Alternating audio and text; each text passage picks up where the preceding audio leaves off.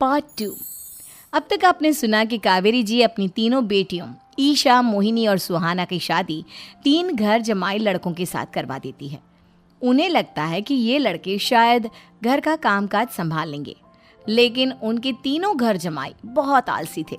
वो नौकरी भी नहीं करते थे और बाहर का काम भी नहीं। कावेरी जी ने अपनी बेटियों से कहा कि वो प्रेगनेंसी का बहाना बनाकर अपने पतियों को सबक सिखाए। अब सुनिए आगे। मम्मी, आपने जैसा कहा था हमने वैसा ही किया, लेकिन देखिए ना, विवेक का हाल तो वैसा का वैसा ही है। घर में ना सुबह का नाश्ता बनता है और ना खाना। नौकरी पर जाने की बात करूं तो खाने को दौड़ते हैं मुझे। हाँ मम्मी, मैंने भी सुमित को कितनी बार कहा कि अगर नौकरी नहीं करनी तो कोई छोटी सी दुकान ही खोल लो, घर का खर्चा कैसे चलेगा। देखो दोपहर के 12 बजने आए और जनाब अभी तक सो रहे हैं। हाँ मम्मी, ईशा और सुहाना ठीक कहती हैं। अविनाश का भी यही हाल है। जब मैंने अपनी प्रेगनेंसी के बारे में कहा तो मुझसे कहने लगा, अरे दूसरी लड़कियां तो 9-9 महीने तक नौकरी करती है, बस डिलीवरी के टाइम छुट्टी लेती है। मोहिनी, तुम भी नौकरी करो। अब मुझे कहाँ नौकरी मिलेगी। मम्मी बताओ अब मैं क्या करूँ।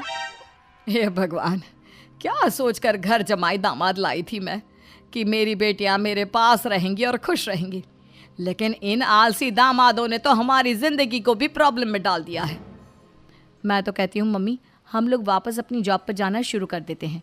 बता देते हैं इन लोगों को कि हमने प्रेगनेंसी का बहाना किया है। नहीं नहीं बेटा, ऐसी गलती भी मत करना। अगर तुमने ऐसा किया तो इन तीनों की आदत और ख़राब हो जाएगी। अरे आज नहीं तो कल कभी तो तुम प्रेग्नेंट होगी, तब वापस यही प्रॉब्लम आएगी। तब क्या करोगी तुम तीनों। हाँ मम्मी, आपकी बात तो बिल्कुल सही है। इन लोगों को तो सुधारना ही पड़ेगा। लेकिन कैसे? अपने बच्चों के आने की खबर सुनकर भी इन लोगों पर कोई असर नहीं हो रहा।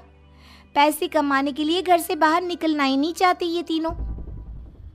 अब मेरे दिमाग में एक प्लान आया है। तुम तीनों चिंता मत करो, उन तीनों को बुलाओ, फिर मैं बात करती हूँ।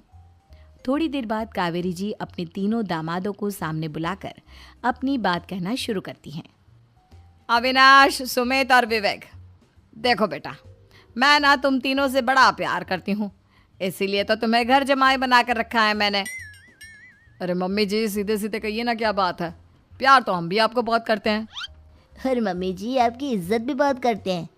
अरे भाई, आपके जैसी सास और कमाने वाली बीवी सबको मिलती है क्या? हाँ मम्मी, विवेक और सुमित ठीक कह रहे हैं। आपकी बेटी से शादी करके मेरी तो ज़िंदगी ही अच्छी हो गई है। जानती हूँ मैं, और ये भी जानती हूँ कि तुम तीनों अपने अपनी बीवियों से बहुत प्यार करते हो। बेटा, बात ऐसी है कि हमारे कुल गुरु ने कहा है कि प्रेग्नेंट होने के बाद मेरी तीनों बेटियां शुरू के 4 महीने हमारे गांव में जाकर रहेगी, जहां मेरे चाचा जी रहते हैं। अरे लेकिन क्यों मम्मी, गांव में जाकर रहने की क्या ज़रूरत है इन तीनों को। वो क्या है ना बेटा, हमारे परिवार को एक श्राप है। अगर मेरी बेटियों ने यहाँ पर बच्चा पैदा करने की कोशिश की तो उनके बच्चों को कुछ भी हो सकता है। इसलिए अब से लेकर 4 महीने पूरे होने तक इन्हें गांव वाले घर में रहना पड़ेगा। हाँ तो इसमें प्रॉब्लम क्या है मम्मी जी, हम भी वहाँ जाकर रहेंगे, पिकनिक मनाएंगे। अरे भाई, बीवी जहाँ हम भी वहाँ। हाँ यार, आइडिया तो बहुत अच्छा है। शहर की ज़िंदगी में रह रहकर परेशान हो चुके हैं, अब कुछ दिन गांव में बिताएंगे। तुम लोग समझने की कोशिश क्यों नहीं करते।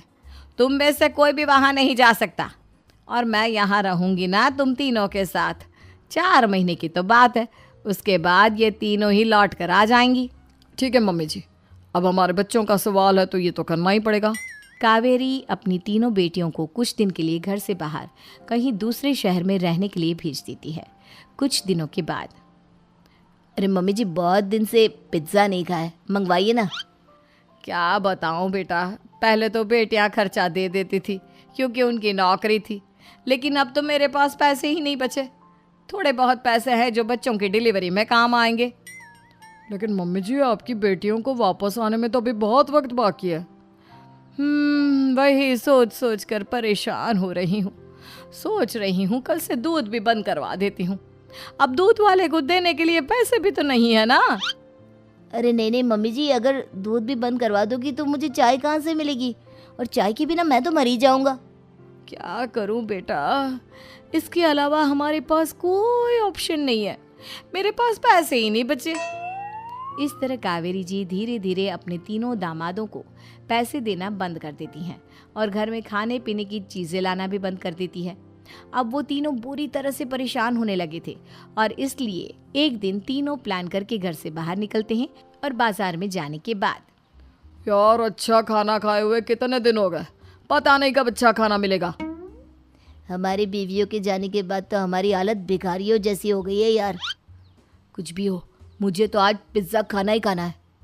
जेब में 1 रुपया नहीं और पिज्ज़ा खाएगा, कहाँ से आएंगे पैसे? अरे देख वहाँ सामने बोर्ड पर क्या लिखा हुआ है, कंप्यूटर पर काम करने के लिए एक आदमी की आवश्यकता है। भाई मैं तो जा रहा हूँ, काम करूँगा और शाम तक पैसे लाकर आराम से पिज्ज़ा खाऊंगा। जा जा, तुझे कोई काम नहीं देने वाला, हम तो घर जा रहे हैं। चल भाई सुमित। सुमित और अविनाश वहाँ से चले जाते हैं और विवेक उस कंप्यूटर शॉप पर सारा दिन काम करके 5,000 रुपये कमा कर घर लौट कर आता है और अपने खाने के लिए अच्छी अच्छी चीज़ें भी लेकर आता है। ये देखकर विवेक और सुमित के दिल में भी कुछ पैसे कमाने की इच्छा जागती है। अरे सुबह सुबह कहाँ चल दिए तुम? मम्मी जी एक बहुत अच्छी जगह मिली है, कंप्यूटर पर काम करने के 5,000 मिले थे कल मुझे। अगर रोज़ काम करूँगा तो पूरे 40,000 की तनख्वाह। अरे वाह, ये तो बहुत अच्छी बात है दामाद जी, आपको जाना ही चाहिए। सुमित और अविनाश विवेक को इस तरह तरक्की करते देखकर परेशान हो जाते हैं और वो दोनों भी काम की तलाश में निकल पड़ते हैं। धीरे धीरे उन दोनों को भी काम मिल जाता है। अब कावेरी के तीनों दामाद छोटी मोटी नौकरी करके अच्छा पैसा कमाने लगे थे। एक दिन कावेरी उन्हें अपने पास बुलाती हैं। अरे वाह, विवेक 40,000 कमा लेता है, अविनाश 60,000 और सुमित तुम भी 40,000 के आसपास कमा ही लेते हो। कुल मिलाकर तुम अच्छे खासे पैसे कमा रहे हो बेटा। हाँ मम्मी जी, बहुत मज़ा आता है जब महीने के एंड में मोटी रकम हाथ में आती है। पूछिए मत मम्मी जी, घर में रहकर रोटी बना बना कर और तो जैसा महसूस होने लगा था मुझे तो।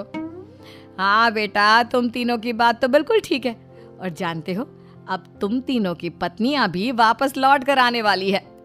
लेकिन मम्मी जी अभी तो उन्हें गए सिर्फ 2 महीने हुए हैं, आपने तो कहा था वो 4 महीने के बाद लौट कर आएंगी।